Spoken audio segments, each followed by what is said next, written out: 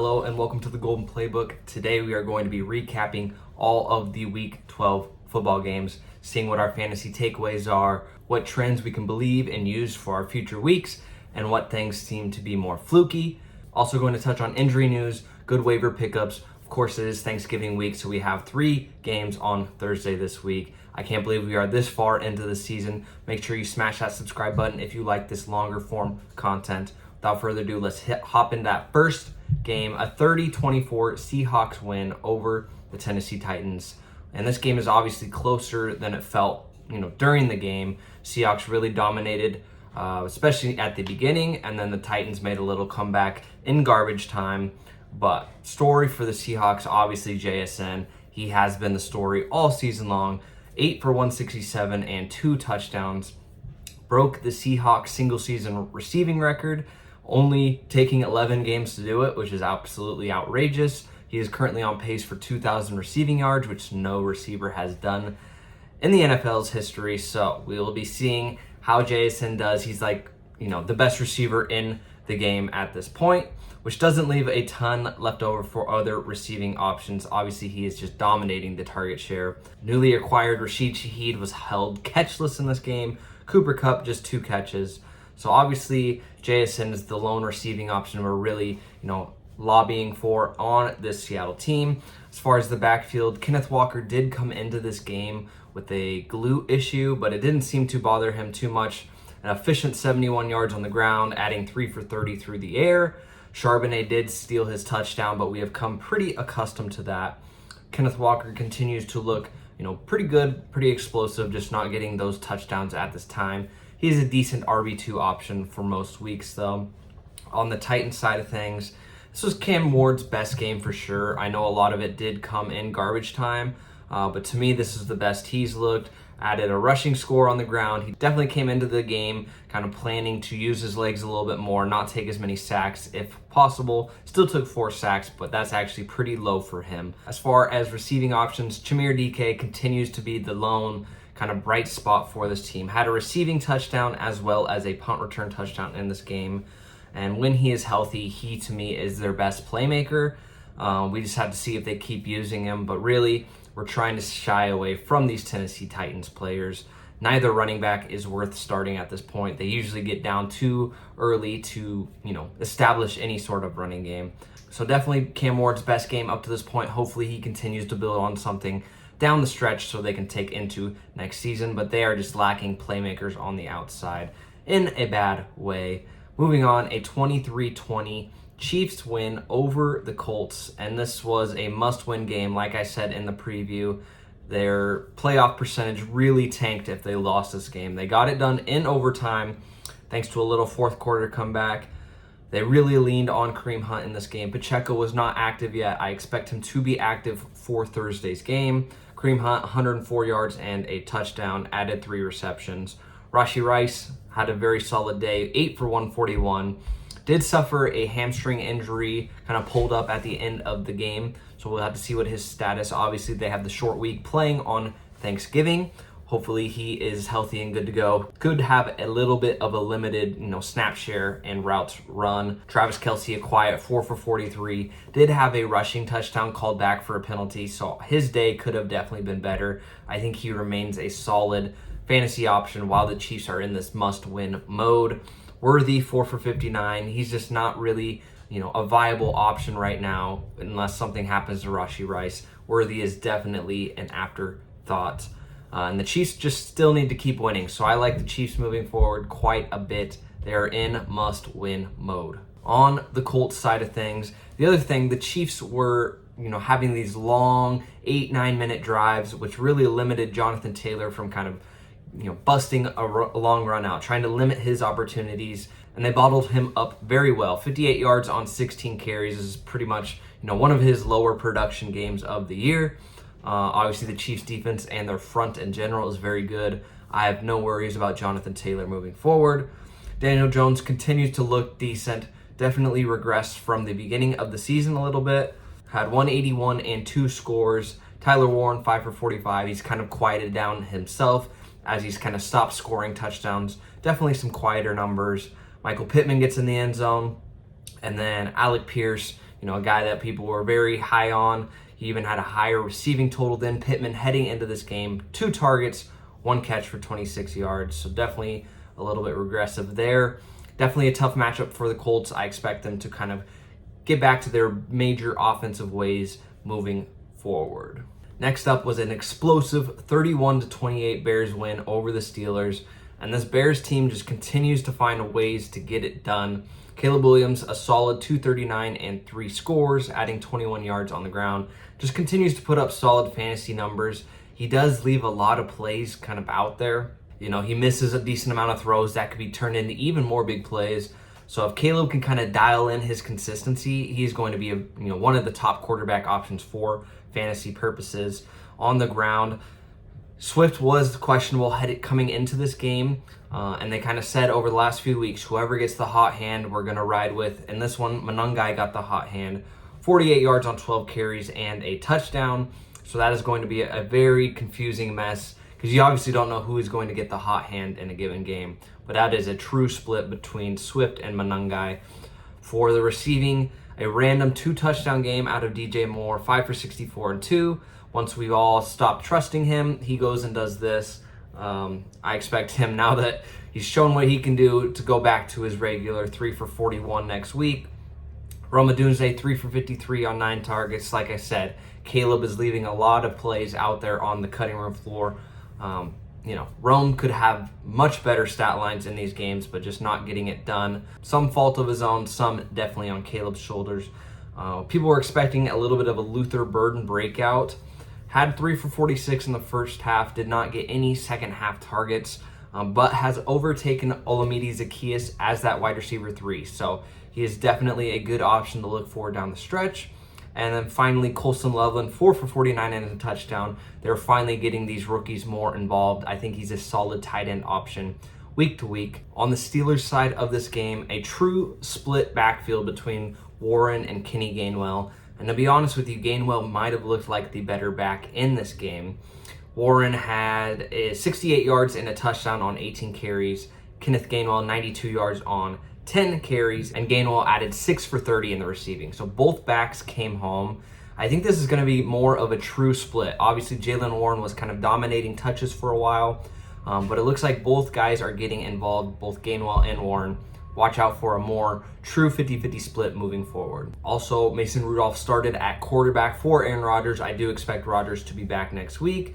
DK Metcalf, 5 for 22, did have a rushing score, but I'm just not trusting any of these Pittsburgh receiving options. I've said that week over week now. I really only want running backs. Had been Jaylen Warren, but now that that's in a 50-50 split, I'm even less inclined to want to play Steelers players for fantasy purposes. Next up, a 26-20 Patriots win over the Bengals. It wasn't pretty for the Patriots, but they did get it done. Ramondre Stevenson back in this game, but Travion Henderson out carried him 18-6. Obviously, Stevenson only 5 yards on 6 carries, so I hope Travion Henderson continues to get more of the workload. As we kind of know over the season, tight ends against the Bengals is a smash matchup, and 7 for 115 and a score for Hunter Henry. Another tight end getting it done against Cincinnati. Stephon Diggs, a quiet 2 for 20, but they just really didn't need to throw, and when they did, it was heading to the tight ends. Both Henry and Hooper were the 2 leading receivers on the team. Drake May continues to be a solid quarterback, adding that rushing 22 yards in this one. He is a solid quarterback option moving forward. On the Bengals side, Joe Flacco did get banged up in this one, but returned to the game. T. Higgins, 5 for 31, definitely a little underwhelming, and did leave this game with a concussion and has already been ruled out for Thursday night. Another team playing on Thanksgiving. They're expecting Joe Burrow to hopefully play on that, and Jahmyr Chase should be back from his suspension, so we could get a vintage Burrow to Chase game on Thanksgiving, which would be absolutely electric. Chase Brown has really been cooking recently, over 100 yards on the ground, averaging 5.5 yards a carry. However, Samaje Perine could very well be back, who definitely ate into his workload. Right now, Chase Brown is pretty much getting all of the running back carries and workload. If Samaje Perine comes back, they proved that they want to use both Perine and Chase Brown. So if Perine plays, Chase Brown definitely takes a hit to his stock. And Mike Gesicki was back from the IR. With T. Higgins being out this coming week, we have to see who will step up outside of Ja'Marr Chase. Mitchell Tinsley had a nice touchdown catch in this game, but he has just not proven to rise up the depth chart over a guy like Andre Yoshivas. So we'll see what kind of guy steps up for the Bengals. Could be Flacco, could be Burrow. We for sure get Ja'Marr Chase back, and we know T. Higgins will be out. A lot of question marks around the Bengals. We'll have to look forward to that on Thursday. Next up, a fairly ugly 23-10 Ravens victory over the Jets. And the Ravens truly just didn't need to do much. Derrick Henry had the 2 rushing scores and 64 yards. I kind of had the feeling that this was going to be a vintage Derrick Henry game going against the, far inferior Jets. They should have been up way big in this game. Derrick Henry comes home with 2 touchdowns. Zay Flowers leads the squad 5 for 58. Lamar has yet to look like, Lamar coming back from the injury. So hopefully going against Cincinnati on Thursday night, they can kind of get this offense humming again. We really need to see something out of Lamar. It has not looked good since coming back from the injury. Again, they're facing Cincinnati, so I know Mark Andrews and Isaiah Likely have been very quiet, but I expect big things out of that tight end room going against a horrible Cincinnati defense. I wish it was just one guy so we didn't have to figure out, is it going to be Andrews or Likely or both that kind of pop off in this game, but I can almost guarantee one of them will have a very good game and score a touchdown. So that is something to look forward to. I love all Ravens players for Week 13 on Thanksgiving. On the Jets side, Tyrod Taylor filled in at quarterback. They benched Justin Fields and did give their passing game a little bit more momentum, obviously throwing for 222, a touchdown, and a pick. Breece Hall managed to get it done, 4 for 75 through the air, adding 44 yards on the ground. Luckily, he had that receiving production to help save his day. John Mechie, a nice 6 for 65 and a touchdown. Adonai Mitchell, 2 for 42. A lot of flashes with Adonai Mitchell. He just hasn't been able to put it together. So I think they have a little bit of spark with these young receivers, Mechie and Mitchell, especially with Tyrod Taylor able to throw them more catchable balls. It's a little bit intriguing, but this Jets team is just so defeated. However, they are a bad defense, so they're going to have to get some garbage time, play catch up a lot. Obviously you're not jumping at the bit to play these Jets players, but there is some potential here for sure. Next up, a 23-6 Packers win over the Vikings, and I'm safe to say J.J. McCarthy is not a franchise quarterback. He has looked absolutely abysmal. 87 yards and 2 picks in this game. Not good out of the Vikings. But let's start on the Green Bay side. Josh Jacobs did not play in this one, and Emmanuel Wilson took over and did exactly what we thought he was going to do. 28 carries, 107 yards, and 2 scores in this game, adding 2 receptions. Absolutely smashed in this spot. Packers are another team that plays on Thursday night. We're expecting Josh Jacobs to be back, but if not, another solid spot for Emmanuel Wilson, who really dominated touches in this game until the end of the game when it was kind of a blowout. They gave Chris Brooks a little bit of run, but in competitive environments, if Jacobs doesn't play, Emmanuel Wilson is a very good playable RB2. And this Packers team is just really happy not passing the ball, kind of like a lesser version of the Eagles where they aren't going to throw very much. They're going to rely on their defense and ground game. However, Christian Watson has come back from injury and has proven to be their number 1 guy. 5 for 49 on 7 targets. Very clearly the wide receiver 1 in my eyes right now. It was Romeo Doubs before Watson returned, but Watson has definitely overtaken that. Matthew Golden did not play in this game. We'll see if he is back for Thursday. Jaden Reed could come back from IR. So unfortunately, this Green Bay receiving room really can muddy up a little bit. But with that being said, Christian Watson has been an excellent number 1 option, taking advantage since Tucker Kraft had gone down with the ACL.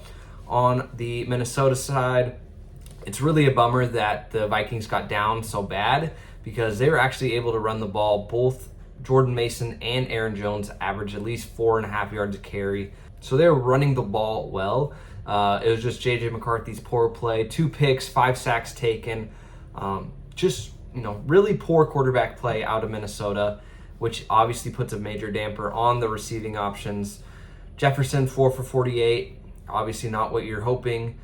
Jordan Addison held without a catch in this one. It's just not going to be good. If you can help not playing your Vikings players, I would absolutely advise that. Unfortunately, we're kind of in a position where we're having to start Justin Jefferson, Aaron Jones, Jordan Addison. That's just the nature of the beast. But JJ McCarthy is really holding back that Vikings offense. Next up, a 34-27 Lions win over the Giants in overtime, and this was an absolute masterclass from Jahmyr Gibbs. 219 yards and 2 touchdowns on the ground, 11 for 45 and 1 through the air. Absolutely unreal. Anywhere between 55, 58 fantasy points depending on your platform. Just a crazy Jahmyr Gibbs game, and he has really been cooking up down the stretch. I expect nothing to change. Another team that plays on Thursday, Amon-Ra absolutely bounced back after the tough game against Philly, 9 for 149 and a touchdown on 13 targets. The lone sad spot of this Lions team, Jameson Williams, 0 catches on 3 targets. As soon as he builds momentum, we start to trust him. He drops an absolute goose egg on us. Obviously not great. I'm willing to forgive him slightly. I think he could really bounce back this week. Listen, the last 2 games without Sam Laporta, he was really starting to cook. For whatever reason, it didn't happen in this game. I'm not willing to write him out. I think we can go back to him next week. Although if he stinks the bed again, it's going to be very, very hard to trust Jameson Williams. I think he could have a bounce back on Thursday. On the Giants side, Jameis Winston absolutely slinging the pill, man. 366, 2 touchdowns. Added an unbelievable receiving touchdown. Caught like a back shoulder fade, stiff armed the defender to score. It was absolutely outrageous. Once Jackson Dart is back this week, they might want to send Jameis Winston out wide to play receiver. He is awesome, man. I don't know how you can't root for a guy like Jameis. But obviously, 366 passing, the biggest beneficiary, Wan'Dale Robinson, 9 for 156 and a touchdown on 14 targets. And with Neighbors out, Scattaboo out, someone has to step up. And in this game, Wan'Dale Robinson absolutely did. Very solid. Theo Johnson, 3 for 77. Decent tight end start. Tyrone Tracy, 62 yards on the ground and adding 3 for 68 through the air. A solid play for Tyrone Tracy. Unfortunately, he is in that big split with Devin Singletary. So not great. Obviously, you wish Tyrone Tracy had a little bit more stranglehold on the backfield. But I do expect Jackson Dart to be back next week. I think the passing volume will probably come down naturally. Jackson Dart and the running backs will get more carries. Definitely, the perfect environment for this passing attack to go crazy in a dome. Jameis Winston, the gunslinger at quarterback. I don't expect quite the same things moving forward, but a very, very fun game nonetheless. Next up, a 27-24 Jags win over the Cardinals. And despite the win, Jacksonville just does not do anything convincing, man. Trevor Lawrence, 3 picks, 3 sacks taken. Just as they start to build momentum, Trevor Lawrence just, throws it away. Really, really tough to watch, honestly. In the backfield, Travis Etienne kind of retook it over. We were expecting Bashal Tutin to maybe kind of regain his role of being more involved. But Etienne definitely outplayed. 86 yards, 15 carries, adding 3 for 30 and a score through the air. Parker Washington had a very nice game, 5 for 71 and a touchdown. Jacoby Myers got in the end zone for the first time, 4 for 50 and a score. And the biggest one to me was Brenton Strange's first game back off of IR, 5 for 93. And he really gives Trevor Lawrence a comfortable target over the middle. I think if Brenton Strange is available in your leagues, if he got dropped when he went on IR, I think he's an absolute great tight end option. So try to pick up Brenton Strange if he is somehow available in your league. Doesn't look pretty with Trevor Lawrence at quarterback, but the Jacksonville Jaguars continue to find ways to get it done, albeit against this lesser Arizona team with a battered defense, which makes for good TV for Jacoby Brissett, who is still slinging the pill like crazy. 49 attempts in this one, over 300 yards. His main 2 targets, Michael Wilson, Trey McBride, and Greg Dortch continues to be involved with Marvin Harrison being out. Although when MHJ gets back, Dortch will definitely take a back seat. But 6 for 53 and a touchdown for Dortch, 9 for 79, which is honestly a little bit quiet for Trey McBride. And then 10 for 118 on 15 targets for Michael Wilson, who has obviously been the biggest beneficiary of Marvin Harrison Jr. being out with appendicitis.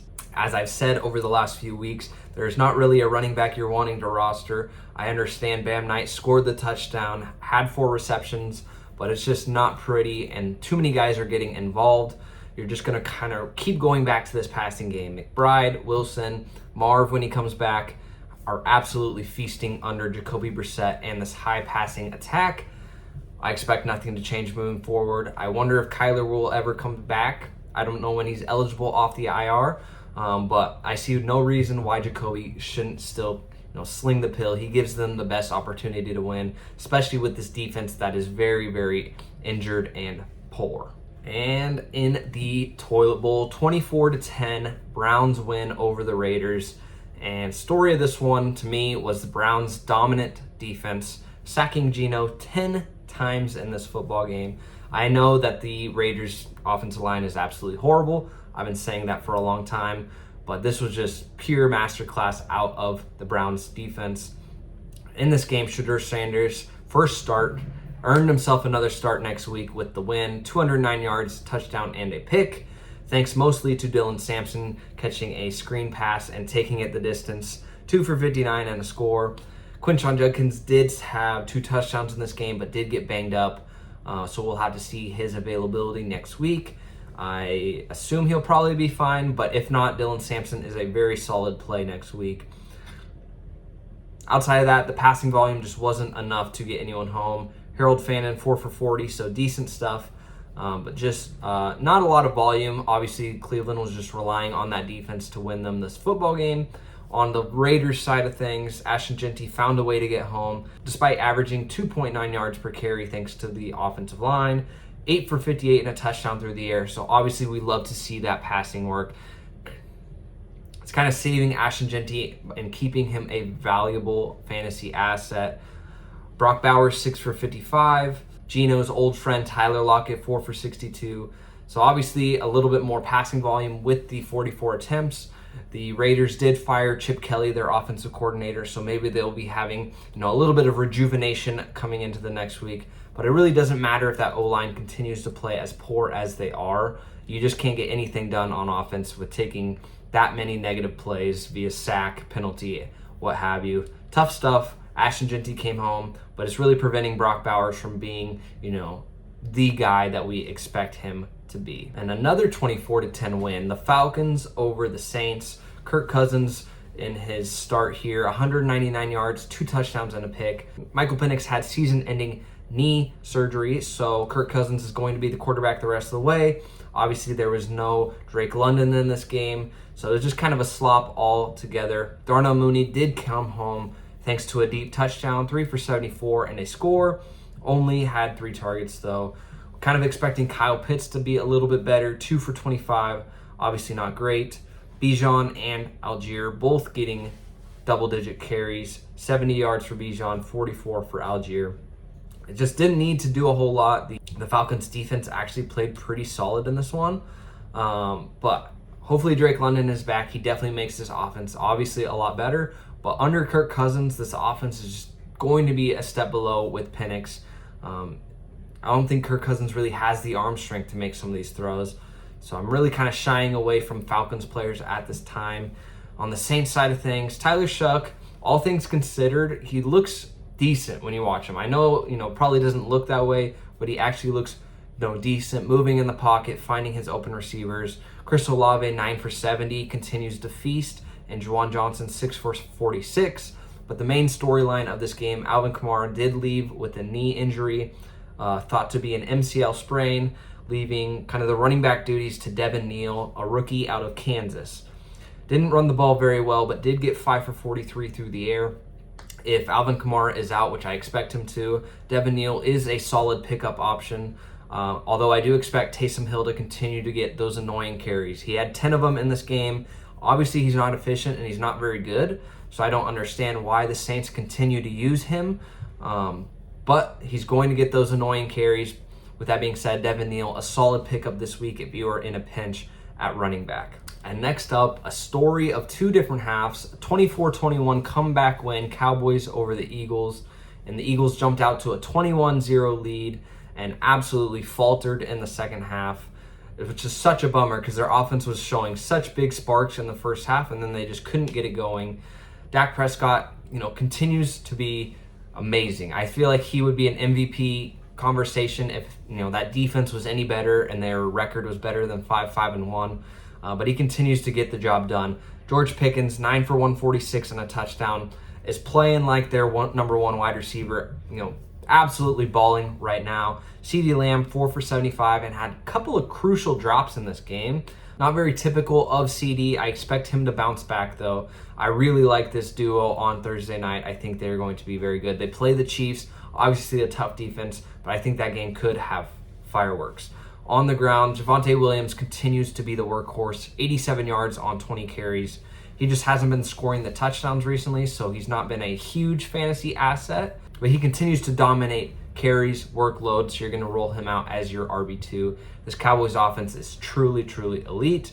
On the Eagles side of things, storylines, Barkley cannot get it going. That offensive line is just not opening holes for him.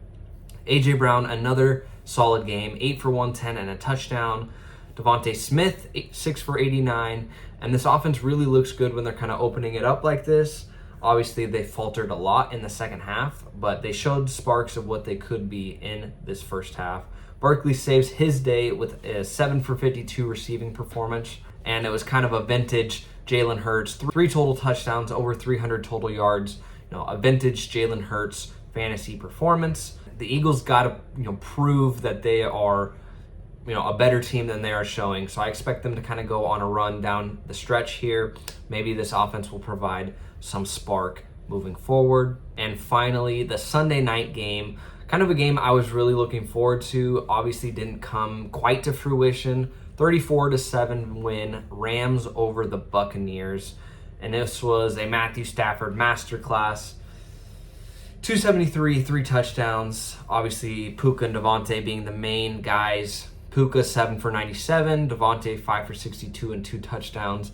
Devontae has 12 receiving touchdowns, leading the league by a wide margin. Tyler Higbee did get placed on IR, so Colby Parkinson kind of stepped up as the lead tight end, 4 for 41 and a touchdown. And I actually think he is a decent tight end fill-in option if you need kind of a sneaky one-week fill-in. I think Colby Parkinson can be the guy, although they do rotate between Parkinson, Allen, and Terrence Ferguson.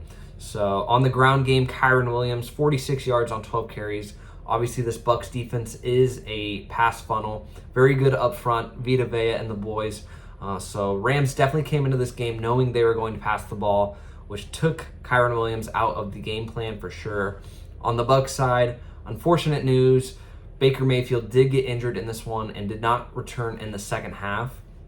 It's a left shoulder sprain. TBD on how bad, if he's going to miss time, all of that. But it really obviously kind of just put a huge damper on this offense as a whole. Ted Johnson cut the touchdown, but Emeka Egbuka 3 for 32, Otton 4 for 21. Baker's injury just really put a halt to this game and this offense in general. Sean Tucker outcarried Rachaad White again. However, Bucky Irving is supposed to have a full week of practice this week, so we'll see if he is finally back to play in Week 13. Kind of an unfortunate game for Tampa Bay. I felt like this was, in line for some fireworks between these two high-powered offenses, but just really proved how good the Rams are. I think they are truly the real deal this season. Unfortunate for Tampa Bay. Hopefully Baker isn't out too long and can come back. Otherwise, Teddy Bridgewater came in and did not look good at all. If Teddy Bridgewater starts, I would be very cautious with my Bucs players like Egbuka. So hopefully Baker is healthy enough to go next week, or at least in the near future for fantasy playoffs. And that leads us up to the Monday night game. And Monday Night Football was a 20-9 49ers win over the Carolina Panthers. And this one was really just bully ball by the 49ers. They had these long, drawn-out drives that just took chunks of minutes off the clock, leaving the Panthers with very few possessions, and not to mention they couldn't convert a third down to save their lives. So Carolina just didn't have a ton of offensive plays in this game. And despite Brock Purdy throwing 3 interceptions, the 49ers pretty much dominated this one on the back of Christian McCaffrey. Who else? 89 yards and a touchdown on the ground. 53 yards on 7 receptions through the air. obviously, been a stud, is going to continue to be. Hopefully he can keep up with this workload. 30 touches a game. We'll see if it catches up or not. One guy who's very happy Purdy is back in the lineup is George Kittle. Much more involved than when Mac Jones was at quarterback. 6 for 78 on 10 targets. Juwan Jennings, 5 for 41 and a touchdown. Very solid game out of him. Ricky Pearsall hasn't really gotten fully back involved into the offense. And with George Kittle back, I don't know if Ricky Pearsall's role is going to be very big, especially when they're relying on Christian McCaffrey so much. But I think Kittle, McCaffrey, and Jennings are all solid plays. I think Brock Purdy's still shaking off a little bit of the rust from being out for so long. But I think this 49ers offense is going to be just fine down the stretch. On the Panthers side of things, like I said, not a lot of plays run. So Rico Dowdle only got 6 carries, although he was pretty solid with it, 38 yards. Chuba Hubbard looked decent in his own right, only had 3 carries, added 4 receptions. Both Dowdle and Hubbard had 4 receptions. So I imagine Rico Dowdle will continue to be kind of the lead back, but Chuba Hubbard did look the best he has in a while. Teteroa McMillan comes home thanks to a 29-yard touchdown. Only 2 for 35 and a score on 7 targets. Definitely could have been a better day. Had a drop, that kind of thing. Bryce Young had a couple of errant throws and a couple of picks in this game. Not his best stuff after throwing for 448 yards last week. You would think this 49ers defense being kind of banged up as it was, that Carolina should have had a little bit more success, but they just did not do so. I still don't think this 49ers defense is playing all that well, to be honest with you. So I think they can still be exploited in their matchups. That is going to do it for the Week 12 recap. We have Thanksgiving week coming up. I hope you guys are ready. I love Thanksgiving football. Lots of fun. Big 3-game slate on Thursday, so be ready for that. Thank you guys so much for watching. Make sure you smash that subscribe button below. Hit the like button while you're down there. Appreciate the support. We'll catch you on the next one. Peace.